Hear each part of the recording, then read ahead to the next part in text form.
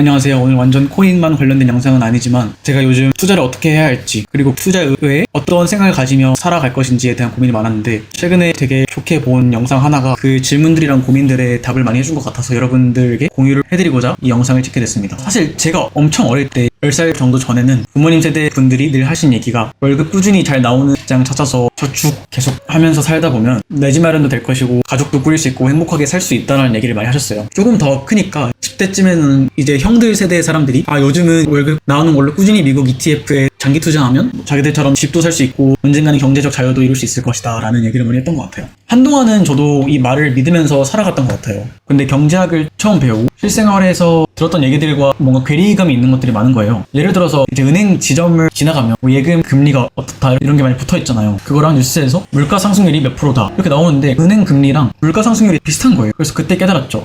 뭔가 은행에 돈을 넣는 것만으로는 자산을 불릴 수 없고 오히려 손해를 볼 수 있겠다라는 사실을 처음 알게 됐어요. 그래서 그 이후로 뭔가 이 투자에 대한 관심을 가지게 됐고 처음에는 잘 모르니까 미국 ETF 그냥 미국 주식만 사면 되나? 이런 생각을 했던 것 같아요. 근데 여기서 또 한번 멈칫했던 게 앞으로도 내가 경제활동을 하게 될 때 미국 지수 ETF를 투자하게 된다면 그때도 여전히 10% 중반대의 투자 수익률을 줄까? 단순히 미국 지수들에 투자를 한다고 2000년대 초중반에 그랬던 것처럼 10% 중반의 수익률을 줄까라는 많은 생각을 했던 것 같아요. 사실 최근 몇 년 동안만 보더라도 나스닥 100에 속해 있는 종목들이 전체가 오르게 오른 게 아니라 M7을 필두로 AI 관련된 회사들 위주로만 올랐잖아요. S&P와 나스닥 성장률을 대부분 그들이 견인했고요. 나머지 주식들은 사실 ETF 자체에 편입되어 있어서 어쩔 수 없이 다양한 펀드들이 투자를 해서 올랐는데 그조차도 그 M7과 비교해보면 매우 적은 수익률을 보여줬죠. 이번 연도 은행 주식 수익률을 보면 아실 거예요. 똑같이 나스닥 100에 편입되어 있더라도 시장의 내러티브를 잘 따라가고 있는 주식들과 아닌 주식들과의 그 괴리감이 매우 크다는 거죠. 그러면 나는 어디에 어떻게 베팅을 해야 하는지 많은 생각을 하면서 살고 있어요. 서로는 여기까지 하고 제가 최근에 즐겨보는 크립토 팟캐스트를 보다 보니까 어디서 많이 본 얼굴이 나오더라고요. 제가 포커를 취미로 하다 보니 포커 영상에서는 사실 이미 여러 번 봤던 사람인데 그리고 크립토 업계 셀리니 캐피털이라는 곳이 있는데 셀리니 캐피털의 창업자로 나오더라고요. 이 사람이 바로 조디 알렉산더라는 사람인데 그 둘이 갑자기 연결됐어요.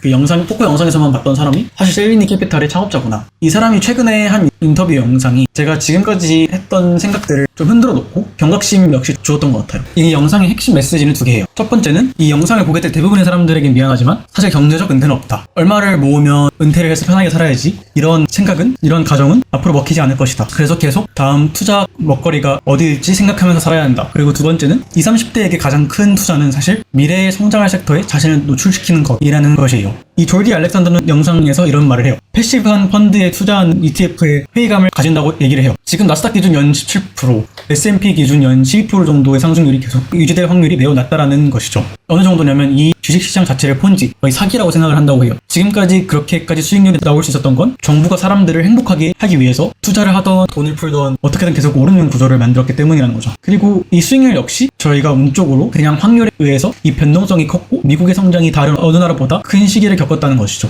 이를 기반으로 경제적 은퇴가 위험한 생각인 이유를 크게 세 가지로 설명해요. 첫 번째는 구매력의 침식입니다. 우리가 공식 물가상승률, CPI 이런 것이 3%대이다라고 얘기를 듣고 살지만 실제로 우리가 생활 물가, 교통수단, 서비스 가격, 음식들은 체감상 그 3%대보다 훨씬 더 높죠. 졸디 생각으로 약 15% 정도까지 올라왔고 이 15%가 앞으로는 더 커질 것이다 라고 얘기를 해요. 그래서 만약 나스닥 S&P ETF 투자를 통해서 10%대의 수익률을 내도 사실상 돈을 버는 것이 아니라 조금씩 잃게 되는 시장이 올 것이라는 거죠. 두 번째 이유는 화폐가 앞으로 더 많이 풀릴 것이고 5년 10년 동안 만들어질 그 부의 크기가 과거와 비교할 수 없기 때문이라는 거죠. 그는 여기서 교도소 안의 담배를 지금 현재 화폐 시스템과 비교를 해요. 교도소 안에서는 그 담배 값이 전부이고 그게 많으면 엄청난 파워와 부의 상징이 될 수 있지만 교도소 밖을 탈출하게 되면 큰 의미가 없어지는 상품이 되잖아요. 지금 우리가 은퇴할 수 있을 정도의 돈이라고 생각하는 것은 사실상 교도소 안에서 담배를 잔뜩 모아놓고 안심하는 거에 가깝다는 거죠. 세상은 사실 지금 교도소 문이 열리기 직전이고 AI, 로봇, 새로운 화폐 시스템 지금까지 보지 못했던 생산성 폭발이 일어나려는 순간인데 50살, 40살이 되기도 전에 이 정도면 은퇴해도 되겠지라고 최종 목적지를 정해두는 것은 말이 안 된다는 것이죠. 그리고 세 번째 이유는 모든 게 오르지 않고 선택된 섹터만 오르는 장이 지속될 것이라는 거죠.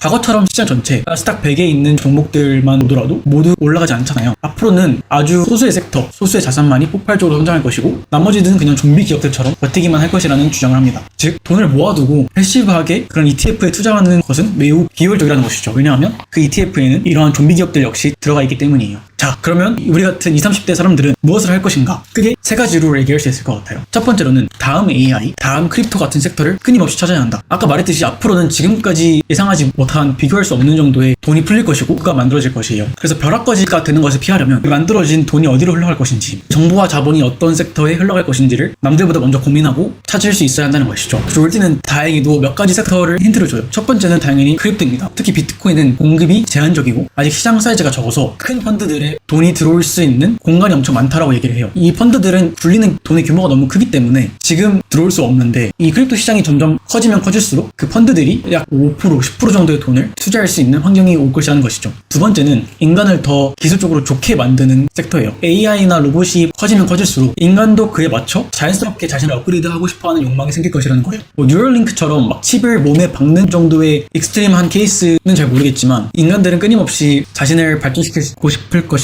그게 체력이 됐건 지능이 됐건 이 섹터는 엄청난 성장 여력이 있다라고 판단을 해요. 세 번째는 로봇과 에너지예요. 정확히 사이즈를 가늠할 수는 없지만 다음 세대의 필수 인프라이기 때문에 여기서도 엄청난 부가 쏟아질 것이라고 얘기를 합니다. 다만 그는 동시에 이 재산권 리스크에 대해 강조를 해요. 금본위제 폐지 당시 미국이 금을 사실상 강제 수용하고 정부에서 가격을 다시 매긴 것처럼, 영국이 갑자기 엄청난 재산세를 떼었던 것처럼 국가가 직접 간접적으로 이 자산을 가져가는 일은 역사적으로 여러 번 있었고 앞으로 이 5년에서 10년 동안의 격변기 동안 이는 더 심해질 수 있다는 것이죠. 그래서 똑같이 동일한 규모의 땅을 사도 어느 나라에 짓느냐가 이 세금, 규제, 재산권의 퀄리티를 완전히 다르게 할 수 있다고 말합니다. 두바이나 싱가포르 같은 정책적으로, 정치적으로 비교적 안정된 곳이면 훨씬 투자 친화적일 수 있다는 것이죠. 또 20, 30대가 해야 할 두 번째 것은 이 판단력을 키우는 것이죠. 앞으로 AI가 더 발전하게 되면 모두들 IQ 150 정도의 조수를 보유하며 살게 될 것인데, 이렇게 되면 이 정보 수집이나 분석, 요약 같은 거는 비슷한 퀄리티로 다들 할 수 있게 될 것이에요. 여기서 진짜 차이를 만드는 것은 사실 똑같은 정보를 보고도 어떤 결정을 내리는가, 즉 판단력을 키우는 것이죠. 어떤 섹터에 얼마나 베팅할지, 어떤 나라의 법인을 둘지, 어떤 사람들과 네트워크를 쌓을지, 이건 AI가 대신해줄 수 없는 각자의 삶과 리스크 감수 성향이 들어가는 영역이에요. 세 번째, 마지막으로는 앞으로 유망해질 섹터에 자신을 필요하게 하는 것이에요. 앞으로 10년 동안 생길 부와 화폐의 양을 생각하면 지금 기준 1억과 100억의 차이가 크지 않다는 것이죠. 지금도 메타나 다양한 빅테크 회사들이 AI 인재들을 데려가기 위해서 투자하는 돈을 보면 과거와 비교할 수 없는 정도의 돈을 주고 데려가잖아요. 이게 저는 저희 세대들에게 엄청난 기회가 될 수도 있다 생각해요.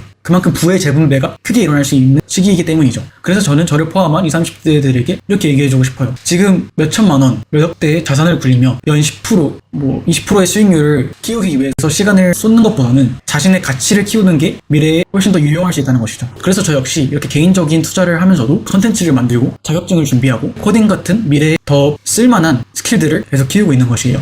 정리하면 오늘 영상에서 제가 하고 싶은 말은 세 가지예요. 얼마를 모으면 은퇴를 해야지, 이러한 생각들보다는 계속 다음 먹거리를 찾아 나서자. 그리고 두 번째는 앞으로는 모든 섹터가 동등하게 오르기보다는 밀집된 지금의 AI 같은 한정된 섹터만 오르는 장이 펼쳐질 예정이기 때문에 그렇게 성장할 섹터, 국가, 자산을 계속 찾는 노력을 하자. 마지막 세 번째는 이 투자만큼 중요한 것은 앞으로 펼쳐질 세상에 내 가치를, 내 실력을 키우는 것이라는 것입니다. 이건 투자 추천도 아니고 그냥 20대인 제가 앞으로 어떤 세상에서 어떻게 투자할 것인지에 대한 고민을 하다가 찾게 된 영상을 요약 및 제 생각들을 정리해본 영상입니다. 여러분들은 어떻게 생각하시나요? 여러분들이 보는 다음 AI 크립토 섹터가 무엇이 될까요? 댓글에 생각하시는 것들 남겨주세요. 감사합니다.